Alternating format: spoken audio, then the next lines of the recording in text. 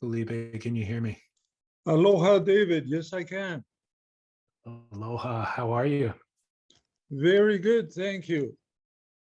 Wonderful to officially meet you. All right. Well, I will give you a proper introduction for our listeners in post-production so that you and I can just roll into conversation. But I'm going to start by reading the email that you sent to me. You said, Aloha, David. I watched and enjoyed your interview with Matt Warshaw. I just turned 79 and I'm still enjoying most big days in Hawaii. I have a message that I believe is positive and would be a welcome news for your listeners. Feel free to contact me if you wish. So I ask you, Felipe, what is your message? I heard Matt say that he moved away from the ocean and that he's doesn't surf that much. And the message that I would give him and everybody is that surfing is such a wonderful sport and it gives you so much health and happiness that if at all possible, we should stick with it as long as possible. Could you relate to Matt at all? Yes, it happened to me when I was, let's see, I guess I was probably close to 30, and I had been competing for about 12 years. And I kind of had a couple experiences that were not good. And I was a little burnt out on it. So I decided to try a different sport, and I went to the mountains to learn how to ski. So I felt that way at that point. And I can understand Matt's feeling that, if you're a slave to something you love, at some point, it would feel good to feel free from it. But I would add that even if you're addicted or semi-addicted, if it makes you happy and it's very good for your health, then it's a positive thing. I guess all addictions don't have to be bad. If you're addicted to your yoga or to surfing, it's a positive thing in your life. Yeah. Did you find what you were looking for skiing? I loved it. I enjoyed it tremendously. I did not like the cold. And I guess I must have enjoyed surfing more because I went back to Hawaii. I didn't move away. I just needed a break, I think. Yeah, that's understandable, to recharge the batteries and the passion. Correct. It's interesting when I was listening to Matt and even hearing you talking about it. When I've felt depleted, it's not the act of surfing itself, it's all of the trappings around surfing, or it's my expectation that I put on myself to perform better than my last session. All of that stuff is very depleting. But the act of surfing itself has always been restorative. And when I do finally go, it's very clear instantly that it's restorative and that I need to make it a priority in my life. But it's all the things that I put on it and around it that I think make it less fun ultimately. I understand. Yeah, the truth of the matter is that going in the ocean, you come out feeling better regardless of what happened. What are the things that you do in your life to get to the age of 79 and still be able to surf as frequently as you do? A lot of it is probably that I always made surfing a priority in my life. So that meant that I took good care of my health. I generally got a good amount of sleep. I ate healthy, and all of those things are very important. And making surfing a priority made it perhaps more rewarding than it might be to somebody that just gets to go once in a while. Yeah. Tell me about diet specifically. Is there anything that you avoid in your diet? I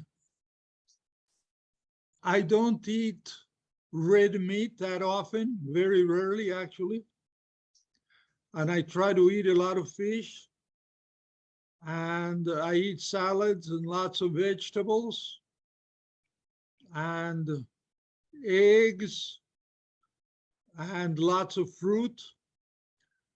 And for a while now, I've been trying to get all of my food within a 8 or 10 hour window.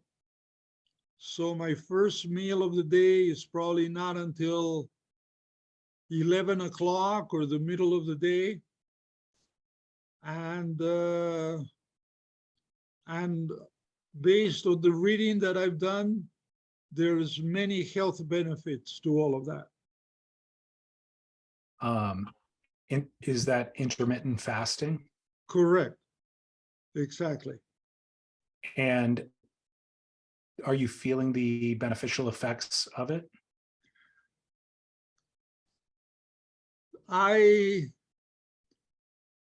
take a lot of vitamins, and I sleep well, and I work out. And so the benefits I feel is that I feel good every day, and I get to enjoy what I like, which is surfing. But I can't say that I felt a big difference or a big change. Okay. I think a lot of these things, you feel the effects in the long run rather than, see a big difference from one day or one week to another. Gotcha. How long have you been doing it? I imagine I've been doing it for a couple of years. Oh, okay. Yeah. But, Um, I have a lot of friends that have a lot of pains and aches, and I don't have any. And it's hard to attribute it to this or that. yeah. Um, what's your back to diet? Do you consume alcohol? I do not. I gave up drinking when I was 19. Whoa, that's a long time ago. Was there an incident? Was there an incident that led you to that conclusion? Yes. When I moved to Hawaii, I arrived in the summertime, and the waves were very small. And then all of a sudden, we were in winter, and my good friend Bobby Cloutier, we were going to college together, so he came running and he said, "The surf's up, Felipe, let's go." So we put the boards in the car and we drove down to Sunset Beach. On the way to Sunset, he stopped by the roadside and picked up a Hawaiian, who it turns out his name was Kealoha Kaio. And at that time, he was one of the great Hawaiian big wave surfers. So we arrive at Sunset Beach, Bobby Cloutier, Kealoha, and myself. And the surf is huge and totally messed up. I mean, it's a stormy, horrible, huge day. And Bobby turns to us and he says, "Let's go out for exercise." So I asked, "Go out where?" And he said, right here, Sunset. And so I said, "You're crazy. If you go out there, you're going to die. I'm not going out there." So anyway, him and Kealoha went out, and I stayed on the beach. And I was sure I'll never see him again. but Wow. they did survive. They came back in, and I probably had an hour or an hour and a half by myself on the beach to think about it. And my thoughts started out by saying, I'm 19 years old. Why should I die? And I seriously considered giving up surfing. But then I thought, if I give it up, I may in the future feel that I did the wrong thing. Mm. So instead, I decided to give it my best shot for 12 months.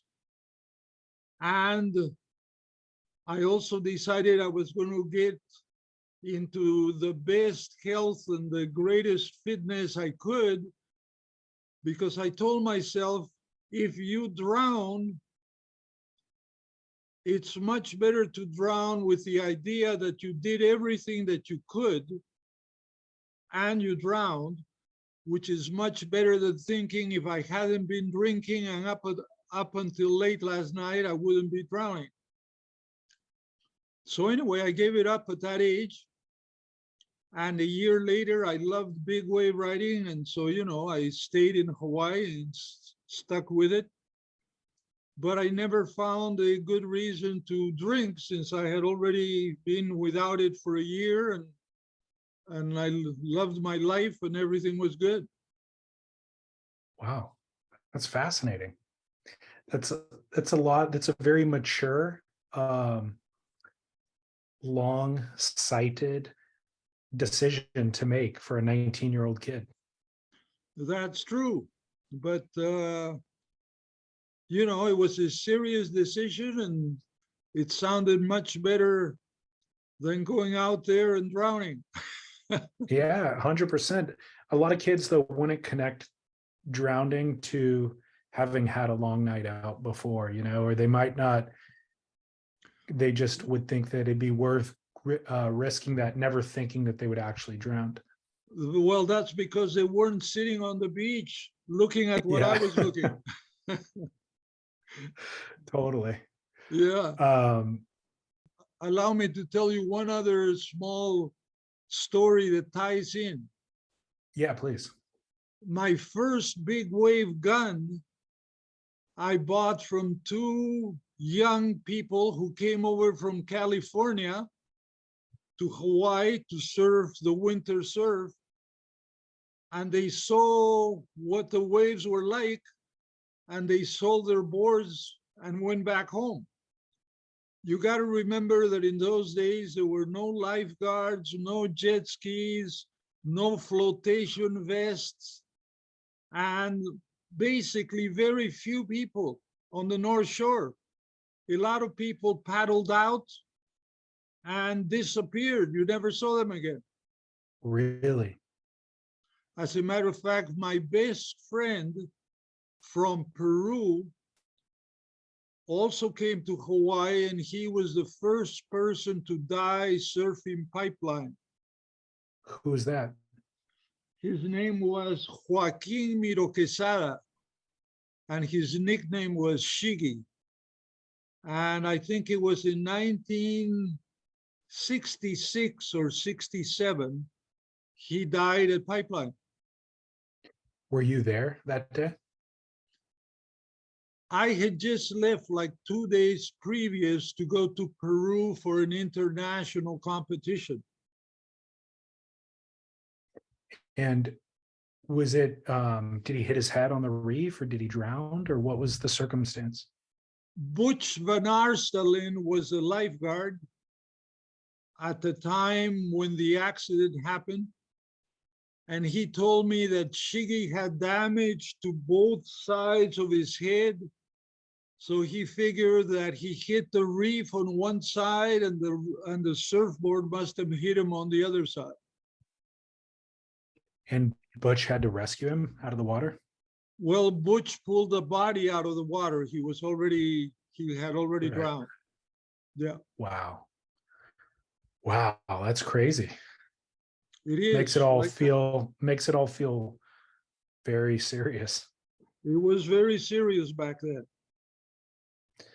Um, I do want to discuss how you ended up in Hawaii, but we need to go all the way back to Peru. I'm curious, surfing was in its infancy everywhere in the 50s. So I'm curious, what was your exposure to surfing in Peru when you grew up? How did you get introduced? In the 1930s, a Peruvian man went to Hawaii. He witnessed people surfing, and so he decided he wanted to learn how to surf. He met Duka Hanamoku. He started surfing and loved it. So then he heard that there was very likely going to be the World War, the war with Japan. So he left Hawaii and went to Peru and took a couple of boards that I don't know if Duke gave him or he bought from Duka Hanamoku, but one way or the other, he took a couple of surfboards to Peru. And then the story gets even better. He searched a lot of South America for waves, and he didn't find any place that he liked. So he went back home and found great waves about 6 blocks from his house. Oh my gosh. Yeah, isn't that amazing? So he started surfing right there, and soon many of his friends got into it, and then they started a club. Well, back then, those were the boards that weighed about 80 or 100 pounds. So they couldn't easily carry them. So they had to find a place to leave them close to the beach. And so they got a piece of property and started a surf club so they could store their boards there. Okay. So What was anyway, that? What was that guy's name? his name was Carlos Doñi, and the club that he started was called Club Waikiki. And a friend of mine took me. Club Waikiki was started in 1943. And a good friend of mine took me there like in 1958. And that made me about 15 years old. Okay. Was there any exposure to what was happening internationally at that time? Did you have access to magazines or newspapers that showcased surfing?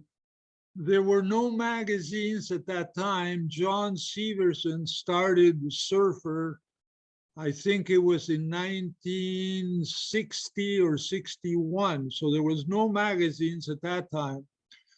But there was a relationship between Club Waikiki and the Outrigger Canoe Club in Honolulu. And so every year, the Outrigger Canoe Club would pick the best surfer, who was normally the Makaha champion. And so that champion would come down to Peru and compete. Those competitions started about 1954. And so that was the contact between Peru and Hawaii.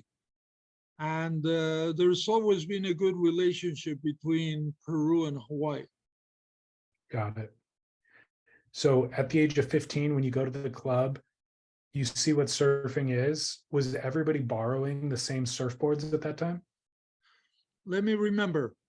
That was at the time where people were making their own boards out of balsa wood. Okay. And since Peru is right next door to Ecuador, it was pretty easy to get balsa wood. And, probably around 1961 or 62, the first foam boards came down to Peru. I believe they were Hobie. Yeah. Foam from Gordon Clark. Correct. The balsa boards prior to that, were they solid balsa? Yes, they were solid balsa. Okay. And who was shaping them? I can only talk about myself. And in my case, my good friend who took me to the club, his name was Petey Block. He was a race car driver, but he also loved to surf. And he asked me, would you like me to shape your board? And I said, yes, please. And so he said, okay. And, he had a soap factory. So I guess he shaped me the board at the soap factory and he gave it to me all done. Wow. Okay. So do you remember your first surf experience?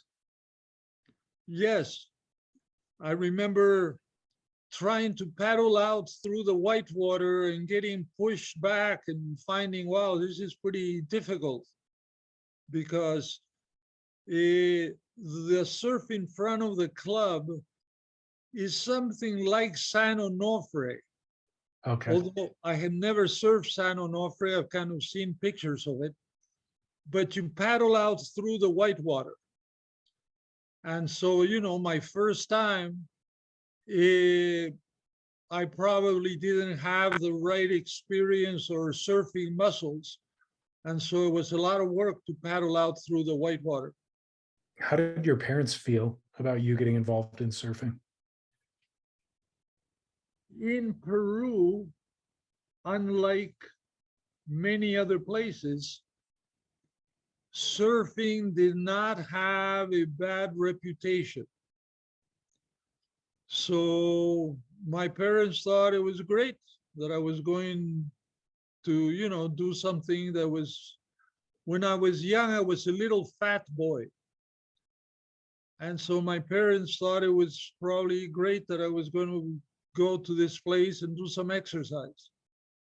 Yeah. Yeah, I think surfing's the stereotype of a surfer has evolved even in America over the Correct. decades. There's times where it's been very regal and revered, and then times, of course, where it's Jeff Spicoli and burnouts who do it.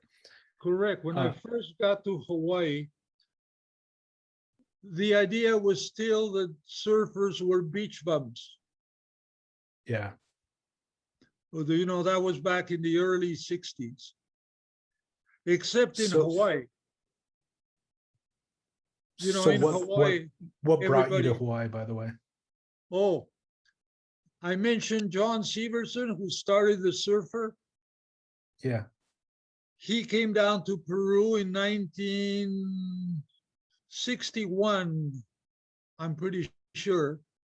And he brought with him the first issue of Surfer magazine. And that had some beautiful pictures of Jose Angel and Peter Cole and Bussy Trent riding waves at Sunset Beach. And back then, I already liked big waves. So when I saw those pictures, I knew I had to go there.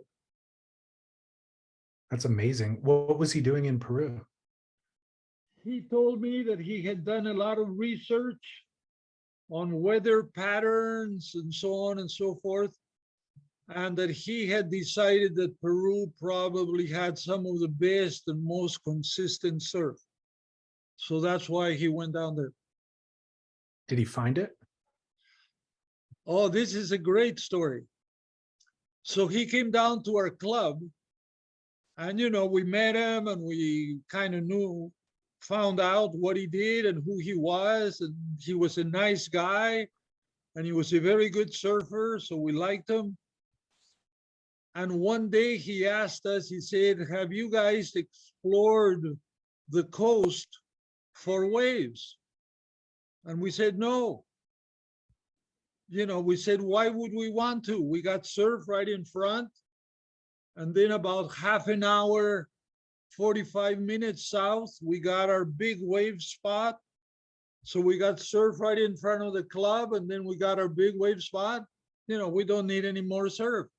Why would we want to? And John said, well, it's kind of nice and it's interesting and you might find something really good. So we didn't quite understand what he was talking about, but we knew that he wanted to explore. So we said, okay, we'll go explore. So we organized to go south looking for waves.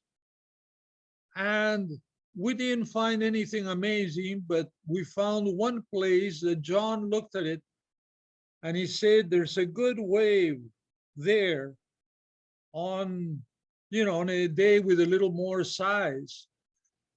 And we were looking at waves that were probably 2 feet or something. So we thought that John had gone off his rocker, and yet he was right. That's today one of the most desirable waves in southern Peru. It's called Cerro Azul. And it even got into one of the Beach Boys songs. I can't remember the name of the song, but he talks about different places and Cerro Azul comes up in the song. Wow. Severson discovered it. Well, Severson and about half a dozen of us, but he's the guy that looked at it and said, there's a good wave there. That's amazing. Yep. Who identified Chicama?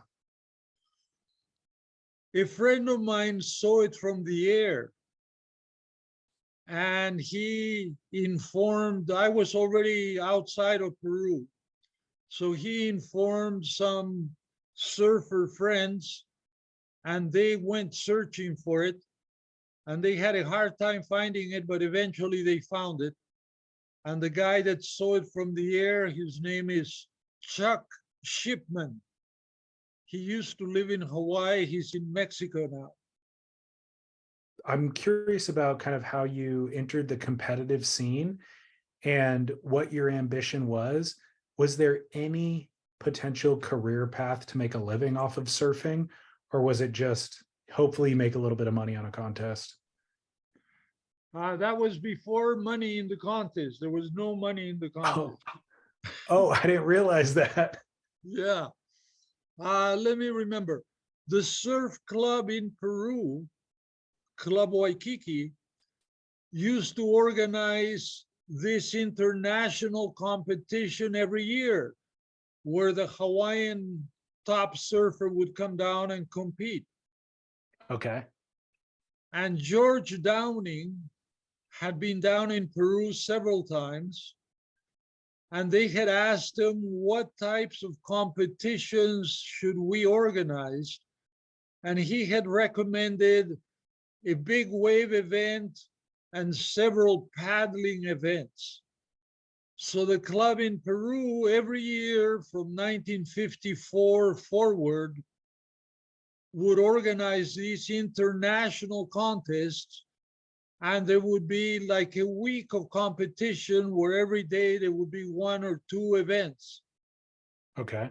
And since I was a club member and I was young, it was one of the things that well, there weren't a lot of my young friends, but anyway, everybody in the club would kind of compete because it was like a club thing. Yeah. And so I started competing that way. And I won the big wave event in a very big contest that they held in 1962. They actually referred to it as a world contest because people came down from many, many countries, but there was no organization, so it wasn't, what's the correct word? It wasn't accepted as a world championship, but they just gave it that name because it was a big contest. Yeah. Where was that held, the big wave portion? Back then, we had this one spot that was called Kontiki. And Kontiki was the big wave spot. So anybody who wanted to surf big waves would go there, and that's where the championship was held. What were the waves like that day? In 62, they were big. You know, I never learned how to ride small waves because I went straight from learning how to surf straight into big waves. So if the waves are ever small, I don't do good at all. But when the waves are big, that's what I love. And so, how big were the waves? They were probably 12 feet. Okay. Yeah. So probably based on that win, you started getting invites, I would imagine, to compete in Hawaii. Well, no, actually, the way it happened is I won the big wave event in 62, and then I left Peru in 63, and I spent the winter of 63 and 64 in Hawaii. And then I got an invitation to go back to Peru for the first official World Championships. You know, the club sent me a round fare ticket because I had won in 62 and they knew I was one of the top Peruvian big wave surfers, and they wanted to hold the World Championships of 65 in big waves. And you won that event. I won that event. I was very lucky. Once again, you know, if the waves had been small, I would not have had any chance, but they had the biggest waves people could remember up till that point. So that worked out very well for me. And that was classified as a world championship, correct? That was the first contest that was organized by the International Surfing Federation, which was a worldwide organization where all the surfing countries at that time were members of. Yeah. Got it. Do you remember receiving the invite to the Duke Invitational? Definitely. So let me see. The contest in Peru was held in February. So I went back to Hawaii probably in June, and then the Duke was held probably in December. So I had already been living in Hawaii for 2 winters, and I had just won the World Championships, and I was the only foreigner invited to participate in the first Duke Hanamoku. Wow. Yeah, it was called the Duke Hanamoku Invitational. And so they invited 24 people that they felt were the top 24 surfers capable of handling the North Shore. And where was that event held, and what were the waves like? It was held at Sunset Beach, and the waves were probably 8 to 10 feet, or maybe a little bit bigger than that, but typically 8 to 10 feet. It was not huge, but there were big waves. How did you do in the event? My friend Jeff Hackman got first place. Paul Strow got second place, and I got third place. Amazing. Did you get to meet Duke? Yes, Duke was there, and it was a great event. And each one of us got a golden Duke trophy, which was very nice. So the trophy was not just for the winner or the first three. Everybody who participated got a Duke trophy. Amazing. It was done very, very well. What were you doing for work during those winters that you were there in Hawaii? Or were there any job opportunities even? There probably were, but I was a full-time student. Okay. because the Vietnam War was happening at that time as well. And if I had not been a full-time student, I would have been drafted. Gotcha. Where were you going to school? There was a small college 10 minutes away from Sunset Beach. It was called the Church College of Hawaii, and it was run by the Mormon Church. What were you studying? Well, that's an interesting an interesting story. My friend Bobby and I were pretty much the only surfers at the college. And we we love to surf. So we organized our schedule so that we took all of the courses that were available during the middle of the day. That way we could surf in the morning and we could surf in the afternoon. Smart. Yeah. So did you get a degree?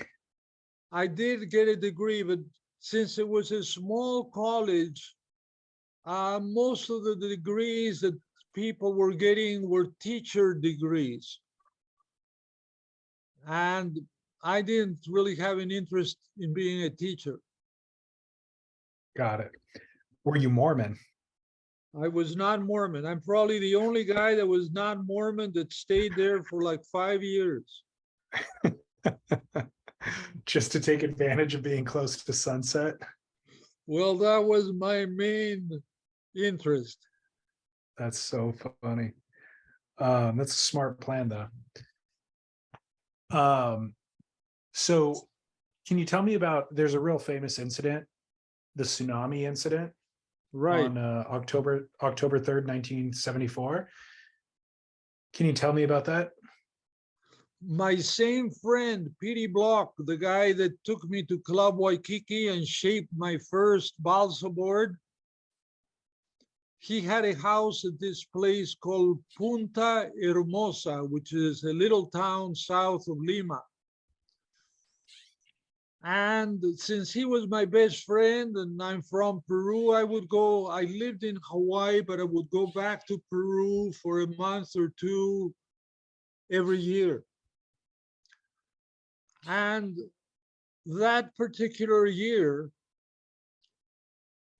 just like today, some people are trying to ride the biggest wave. And I was one of the guys at that time that was trying to ride the biggest wave. And we had found a wave in Peru that I thought might get bigger than Waimea. And back then, Waimea was the big wave spot in Hawaii. So if I was able to ride a bigger wave than Waimea, I would have ridden the biggest wave in the world back then. And so my friend Petey and I were training and hoping that this place called Pico Alto would break, very big, bigger than Waimea. And we were training every day, getting ready for it. Because, the thing about surfing, you never know when the waves are going to be big. So you got to be ready all the time. And so we were training for it. But this one day, the surf was very small. But we decided to paddle out anyway, because if you're training for surfing, we were running and doing push-ups and doing sit-ups, but we were also surfing a lot. So this day, the surf was very small, but we decided to go out and catch some waves anyway. And we put on our wetsuits and we had our boards under our arm. And we were maybe 20 feet from the water on a walkway. And all of a sudden, the ground, first of all, there was this amazing noise. It was like the loudest noise you ever heard. pretend that there's a railroad a foot behind you and there's a train going by, but now it's not a regular sized train, it's a huge train. And you're right next to it. I mean, something like that, but even much more so. So Interesting. first of all, there was this amazing, incredibly loud noise. And then all of a sudden, the ground started shaking. So it's kind of a long story, but to make it a little, to condense it, the earthquake lasted like a minute and 48 seconds. And for a while, I thought it was the end of the world. Because, when Yeah. there's an earthquake, you tell yourself, relax, it's an earthquake, it will soon be over.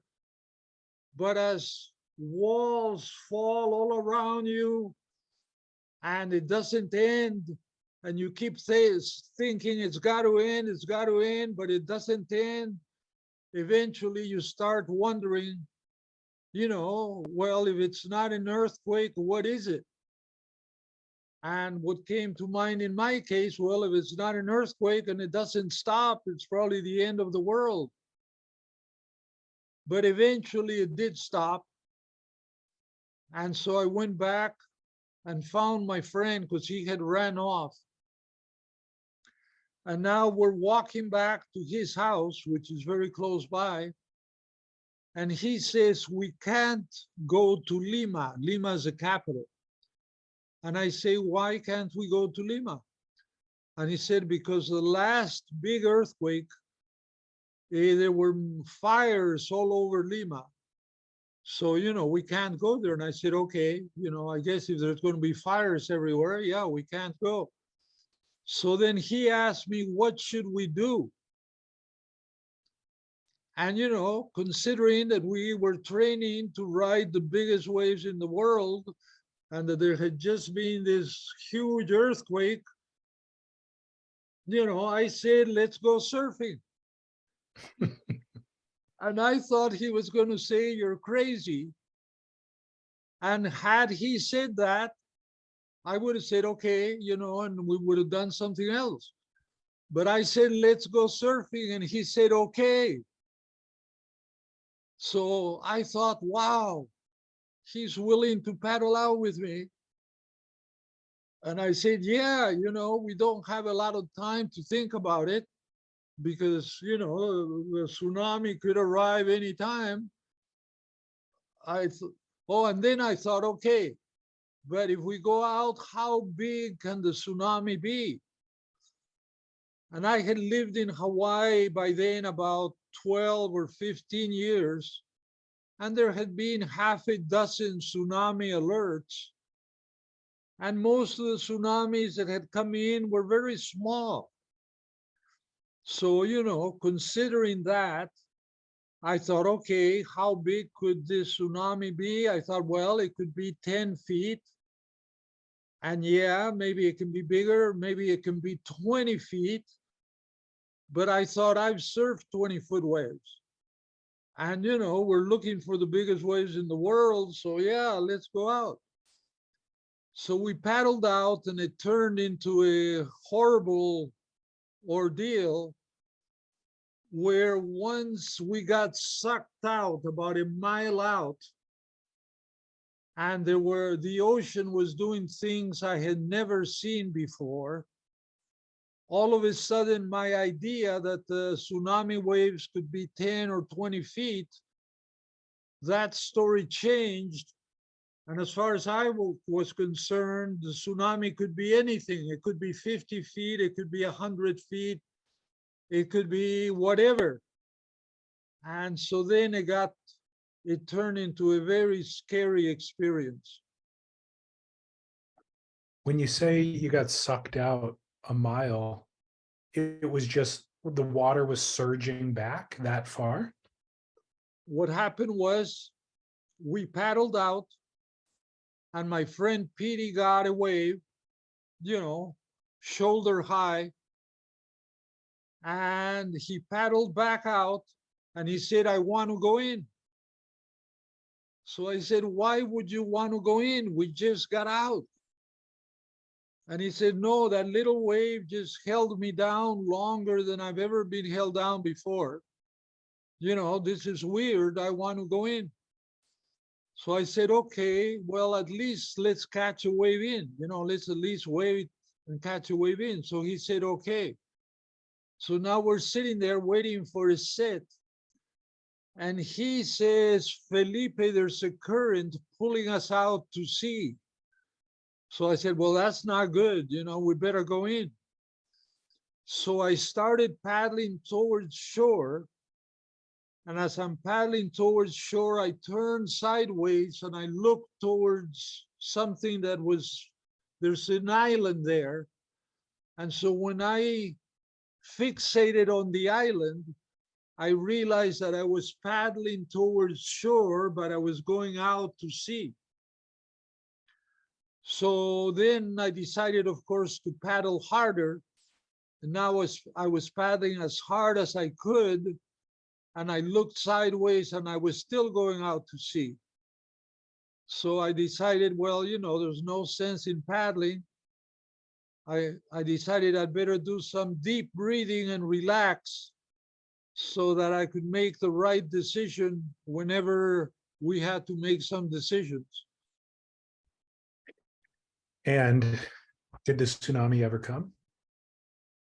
We got pulled out about a mile, and a mile out at sea, there were these whirlpools coming off the bottom. Very strange. I had certainly never seen anything like that in deep water. And there were chop. You know how chop is normally a foot or a foot and a half tall, and they got a certain pattern. Where we were, the chop were maybe 8 feet high, and they had no pattern. So they were at once moving in every single different direction. Wow. Yeah, so it was very freaky because it's stuff you've never seen before. And okay, so my friend said, let's look for a ship. And I had been surfing there for many years. I had never seen a ship. So, I said, hey, if we're looking for a ship, that's not going to appear. So I said, no, what we got to do is we got to paddle across the bay. And on the other side of that bay was Kontiki, which I've mentioned was our big wave spot. And Kontiki breaks out close to a mile out, maybe 3/4 of a mile. So I figured if we could cross the bay and get to Kontiki, we could catch a wave there, and that wave would take us most of the way in. So that's what we did. And as we paddled into the Kontiki break area, a wave came. And remember that I said it was a small day and the wave my friend got was like 4 feet, shoulder high. Well, the wave that came, was as big as a house. It was big, but it was not 50 feet. But at that point, I wasn't interested in how big the wave was. I was interested in catching it and getting to shore. Of course. Right. So again, I'm summarizing some because otherwise it's a very long story. So I caught the wave. I surfed it for a while. I proned out. And now I was finally close to the beach.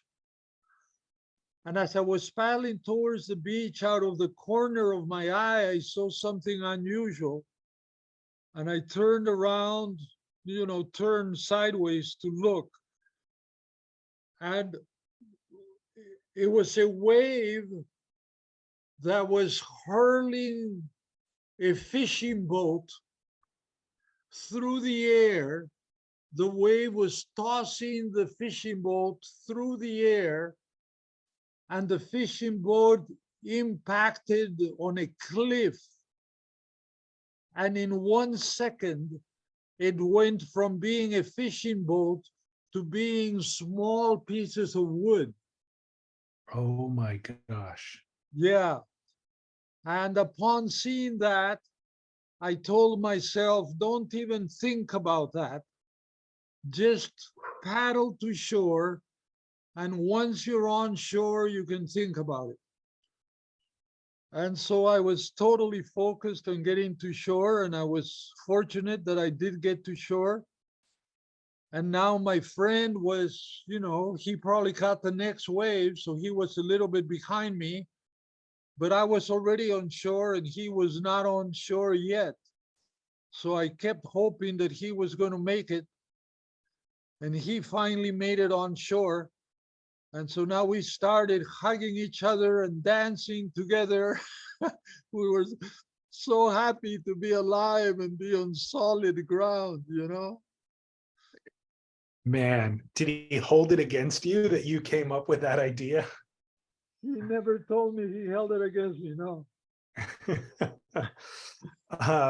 Was there anybody on that boat? I never found out. I have no idea, I mean, that was on a cliff. Okay, this is why I never even checked on it. So Petey and I are hugging each other and we're dancing together on the beach because we're overjoyed to be alive. And while I'm dancing with him, I look at the ocean and I notice that it's receding again. So I stopped dancing and I yelled, "Run, run!" And we grabbed our boards and we ran, away from the side of the ocean, because obviously it was receding again and it was probably going to come back. And Yeah. for the rest of the day, the ocean kept doing that. As far as I know, the biggest push happened when we got those waves. And from then on, it kept kind of settling. So it would go back out, recede, and then it would come back in, but each time was a little bit less. I've got to say, that was a terrible idea to paddle out there. It was a terrible idea, but since we survived it, it turned into a fabulous story. But here's the other interesting thing. Although it was a fabulous story, I never told it to anybody for like 10 years because dozens of people died from the earthquake. Yeah. So I felt, for me to tell this story when all these people have died is not right. So I really never told the story until about 10 years later. A surf journalist asked me, what has been your most unusual surfing experience? And so, 10 years later, I was okay with telling the story. I mean, it sounds like you were two of very few people on the planet who could have survived that situation, to be honest. That may well be. I'm sure anybody else would have probably panicked. And once you've panicked, it's pretty much all over. I mean, a mile out is essentially lost at sea. A mile out is a very long way. And when it's doing all of that crazy stuff, especially I would presume there weren't leashes. So No if you leashes. lose your board, if you lose your board on an 8 No, foot I'm chop, sorry. you don't even have to catch a wave. Hold on. I'm wrong. I remember I had a leash. And so while I was paddling from a mile out to cross the bay, that was one of the big questions in my mind. I thought, if a 50-foot tsunami is coming at me and I'm looking at it, should I take off the leash or should I keep it on? Okay. Well, I was thinking about your friend that you said caught the shoulder high wave and then fell and was held down for a long time. I was wondering how he got his board back if you Correct. were He that had a far out. leash as well. Okay. Yeah, Still a terrible idea. correct. Absolutely. As a matter of fact, if anybody asked me, I would say, if you know that there's a tsunami coming, run for the hills. Yeah. Well, the other thing is a tsunami doesn't look, the wave itself doesn't look like the Hollywood movies where it's a vertical face, barreling, and rideable. It usually just looks like a surge of water, you know? And so I don't know that you would even necessarily be in the paddle out far enough to catch it before it breaks, or how would you even know where to catch it? All of that is true. However, if you saw videos of the Japan tsunami, the huge one, Yeah. they were perfect, huge breaking waves. I don't know though, even if it's a spot that you've surfed before, does it break in the same spot? It might break, 2 miles out to sea or something. Absolutely. It was a very bad idea. On the other hand, it was an adventure. I didn't know it Yeah. was going to turn out to be as difficult as it was. For all I know, we could have just paddled out and had nice 6 or 8 foot waves coming, Yeah. and so it was a very bad decision based on overconfidence, Yeah. because we were very fit and we wanted to do something. We wanted to surf huge waves, and we had to make a fast decision. Had we had an hour to sit down and discuss it, we might have made a different choice. Yeah. What was that loud sound that you heard? That was the land moving. So does Lima sit on a fault line or something? Uh, I know that Chile and Peru have earthquakes pretty much every year. And so obviously there must be fault lines close by. Okay. Crazy. Yep. Um, I want Let me to say also, this. I yeah. wouldn't do it again. Oh, I take Okay, it back. good. I have done it again. Once we were,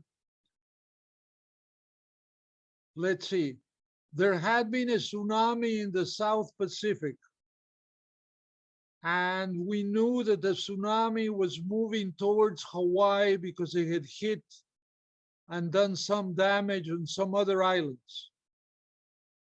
However, the news was not that there were 100-foot waves, but the news was that maybe there were big waves, but not something incredibly big. And the tsunami was supposed to hit the north shore of Oahu. I can't remember if it was 11 o'clock in the morning or something like that. So the firemen, and the news was that everybody should abandon their homes along the beach and go up to higher areas. So they were evacuating the whole North Shore. And the surf at sunset was fantastic. Maybe 8 to 12 feet in perfect conditions. And so a group of us was surfing sunset as they were evacuating all of the coast. And most people started leaving. And eventually there was only like 5 of us left surfing, but I was one of the 5. Wow. and the tsunami hit, and it did some damage at the boat harbor and so on and so forth. But the tsunami was not as big as the 10 to 12-foot waves. So the people that were surfing, all, we just had some great waves to ourselves, and we didn't feel the tsunami at all. Wow, fascinating. On a side note, I'm worried I'm going to run out of time before long, and I have a lot more that I would like to discuss with you. Is there a possibility that we could pick up this conversation next week and continue it so we're not rushed? Sure. Although we can definitely do it. We just got to pick a day when we're both available, because it's possible that I may be doing a little traveling for a day or two. Okay, perfect. Man, this is really great. I'm glad to be able to pick it up next week too. That'll be awesome. Very good. I'm enjoying it as well. Perfect. Thanks, Felipe. All right. Aloha. All right, talk soon.